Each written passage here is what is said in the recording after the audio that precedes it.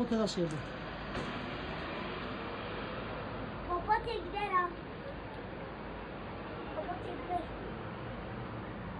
Papatya gider. Şimdi arkamızda ne yapacağız?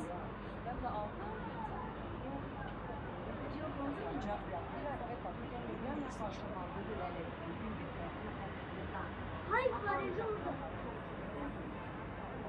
Baba